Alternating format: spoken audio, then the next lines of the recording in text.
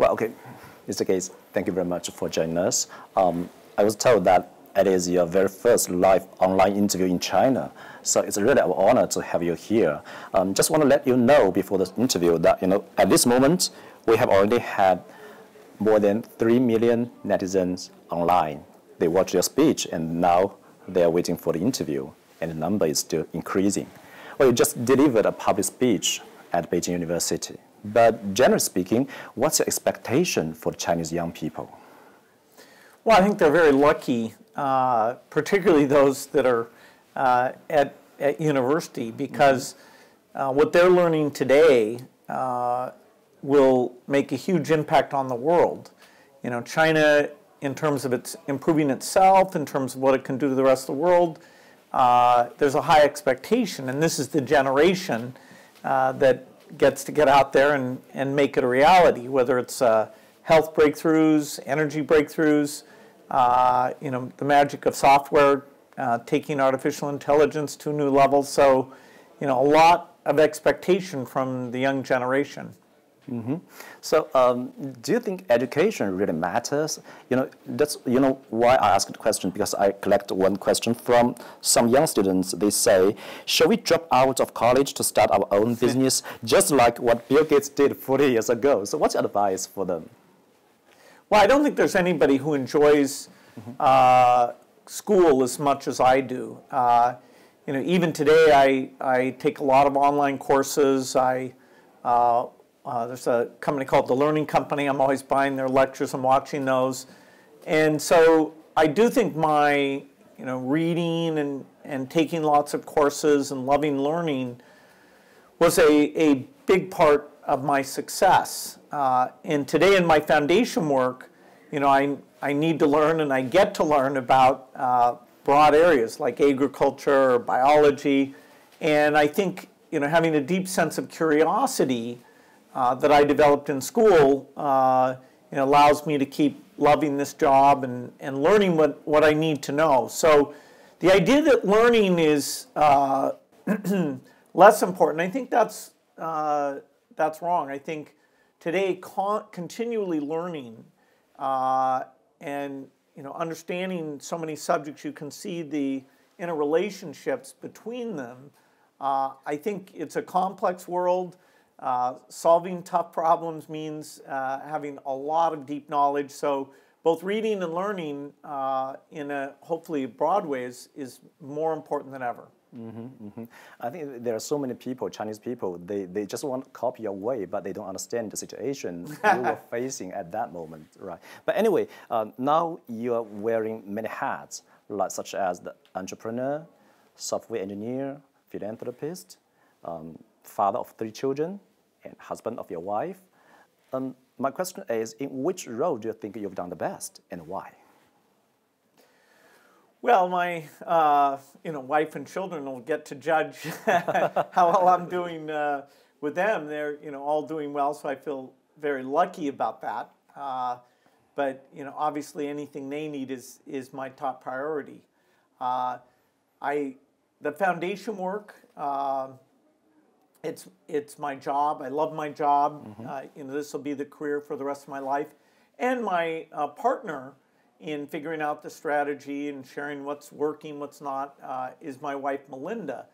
So the same way that I had at Microsoft Paul Allen, Steve Ballmer, now I have a completely equal partner, and that makes it more fun to rise to the challenges, to see what we're getting done. So I'm very committed to the foundation work. That's the thing that I'm putting a lot of energy into today, and I feel like we're doing well. Mm-hmm.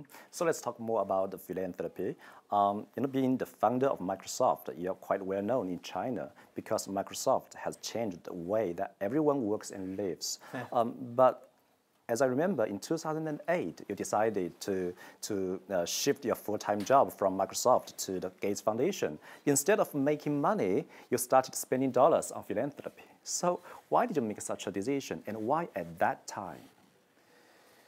Well, I loved all my work at Microsoft, mm-hmm. and I started to do the foundation work part-time a little bit in the late 1990s, but it was the year 2000 when I made the big donations and the foundation really started to go. So I was watching over that with some of my time and beginning to learn about the magic of vaccines and see a lot of problems that weren't being worked on that I thought should be worked on.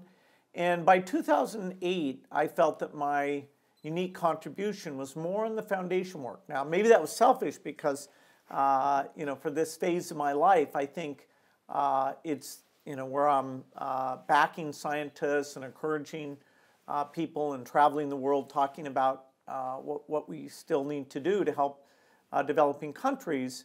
I thought what I could do there was quite unique, and I saw that there was a great team of people at Microsoft who would carry it forward. I still spend some time, part-time, 3 to 4 days a month over at Microsoft.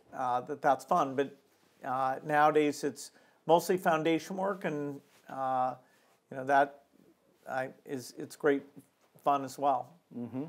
As you mentioned that your foundation's work is primarily focusing on global health and development, aiming to help people, the poor people.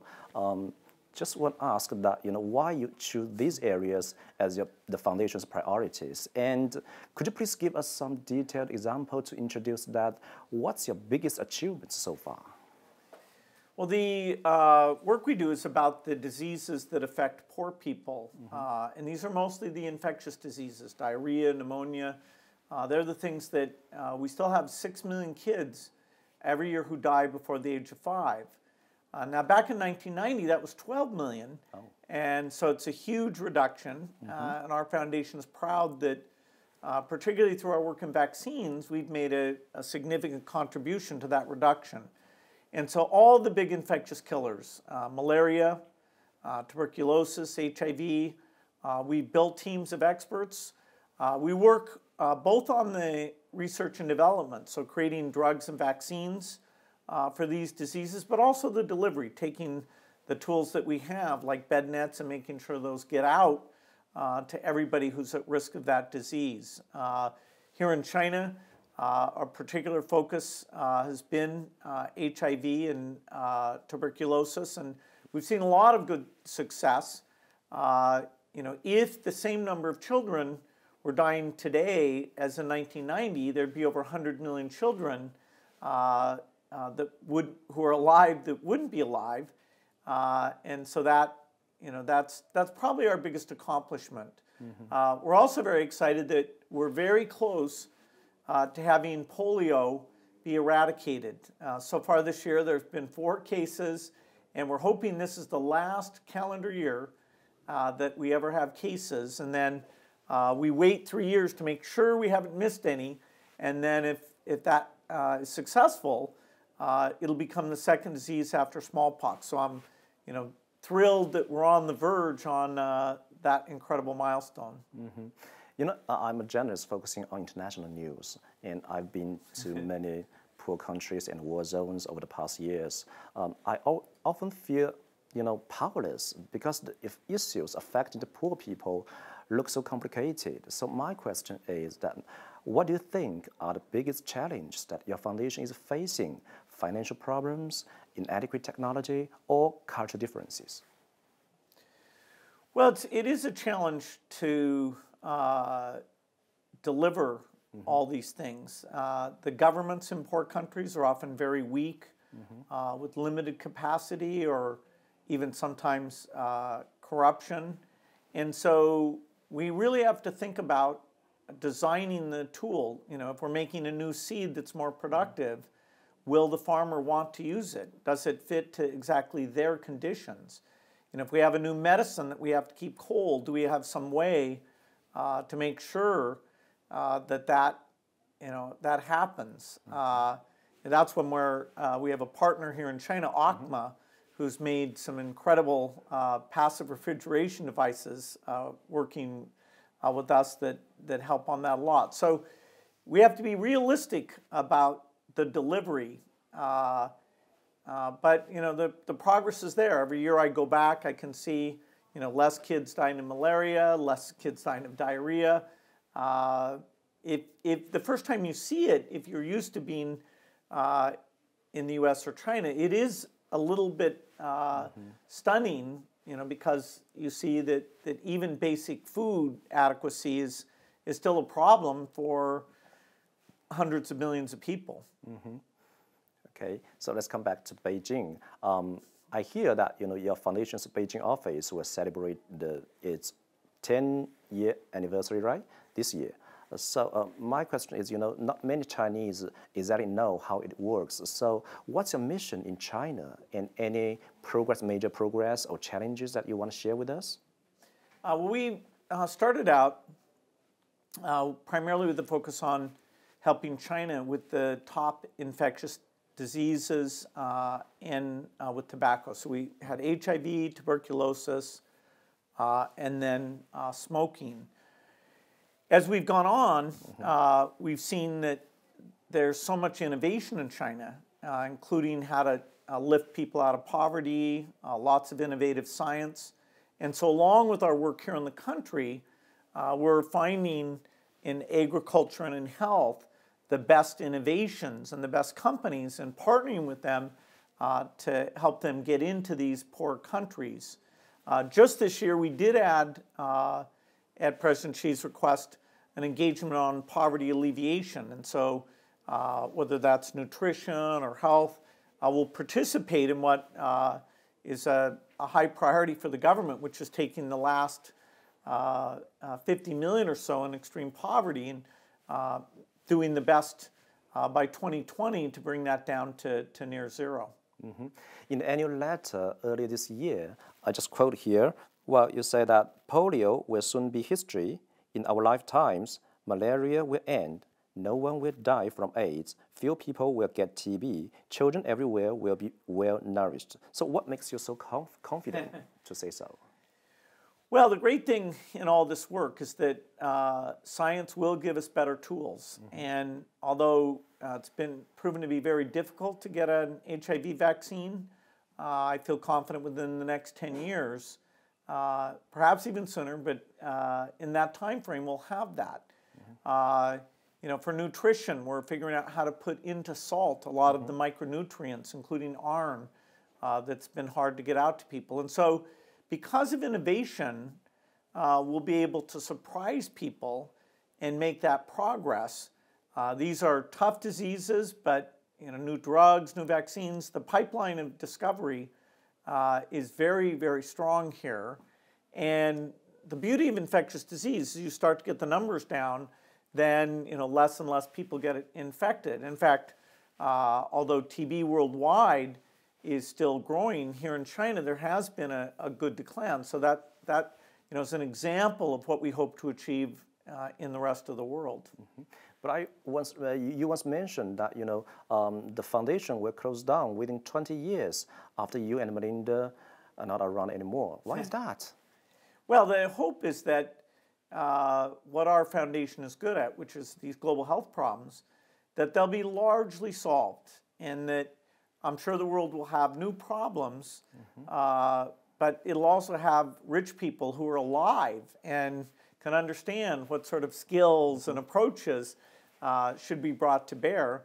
And so the thing that our foundation is really special at, it should take all of its resources and spend that, and get rid of those incredible health inequities that come from infectious disease. And so, it's a good thing if in the future people say, hey, what did they mean malaria? What was that? What was tuberculosis? What was polio? Even today in rich countries, a lot of people don't remember polio because it's been gone from rich countries for quite some time. There's another question about your friend. We know that Warren Buffett and you are close friends. Buffett has promised that to donate 80% of his fortune to your foundation, and it was reported that you guys often play golf and bridge together. So it is really interesting. Do you still meet a lot? And how did you guys build up such strong trust and friendship between each other over the past years? Well, I met Warren in 1994, and based on what I'd read about him, that he was an investor, I wasn't sure I would find him interesting because, just buying and selling stocks, seems like not a big contribution to me. But when I did meet him, the way he thinks about the world, about business and business success and about people, he had such a deep knowledge and he asked such good questions to me about software. And when I would ask him about the businesses he invested in, like banking, he would have such clear answers. And so we learned that we love to talk to each other about the world and how it's changing. And so we take every excuse, whether it's golf, which neither of us are very good at, or bridge, which actually we're okay, but any opportunity to get together. So we're on the phone every week. I'm on the board of his company, Berkshire Hathaway, and I often when I'm on the East Coast, I can stop in Omaha, which is in the middle of the country, have dinner there before I head back to Seattle. So, we love talking about all the amazing things going on, and it's become an incredible friendship. And I never expected that he would contribute to my foundation, but that's what he ended up doing. So I owe him all the more. Trust is very important, but actually in China, the lacking of trust from the public has been a big problem for Chinese philanthropic organizations. So what's your advice on building up strong people's trust on these organizations? Well, I think, trust is earned as people see that the professionals running these organizations are so committed to the cause and they're really measuring the outcome. If some money doesn't have good impact or it goes astray, that they, admit that. It is interesting that the trust of the nonprofit sector, at least the key well-known entities in the United States, is very strong. Because people go in, they volunteer, they see that. It's not to say they're all perfect, but it has developed a certain professionalism. And I have no doubt that'll happen in China as well. It is an important part of providing the social services and giving people an opportunity to volunteer in their community. So government is the key, but philanthropy sits on top of that and provides a level of care and innovation that government alone isn't capable of. We hope so. I believe that you have already made countless choices in your life. So the question is, so far, what's the best decision you've ever made? And what do you regret most? Well, I was very lucky to be born in the United States, and to get a great education. I chose to go into software. That worked well. I was lucky enough to meet Melinda, and so that's, set this stage of my life into a great trajectory. So I'd have to say marrying the right person would be at the top of the list. But then things like, getting to see software at a young age, or meeting Warren Buffett. I've been a very, very lucky person in so many ways. Okay. Let's talk something about the future. AlphaGo, I don't know whether you know that. AlphaGo shocked the entire world last year. Actually, 5 days ago, I reported another Go games between AIs in Japan 7 days ago. It's very interesting, and I was totally surprised that AI could be so smart. So my question is, do you think that the AI is going to change the world? For example, is it going to change the way that people do philanthropy? Well, I don't know about philanthropy. I think a lot of things will happen before that. But it's absolutely stunning, the progress being made in artificial intelligence. You're absolutely right that AlphaGo, which is based on DeepMind, is an amazing milestone. The fact that it's now quite a bit better than any human player. I played enough Go to have an appreciation of what a deep and complex game it is. So yes, we can expect a lot of machine intelligence, in areas like the medical area, controlling robots, That will give us a lot of choice as a society. We'll be able to produce a lot more things. It's kind of a continuation. You know, we used to all have to be farmers. And if you'd said to the farmers, hey, only 2% of us in the United States will be farmers, what are the rest of us going to do? Nobody would have said, okay, we'll have you know, manicure shops, and we'll have, you know, psychiatrists, and we'll have you know, fast food and Disneyland. So some amazing things have come out of the efficiency of automation. Here it's going to happen faster than ever before, so adjusting to that could be a challenge.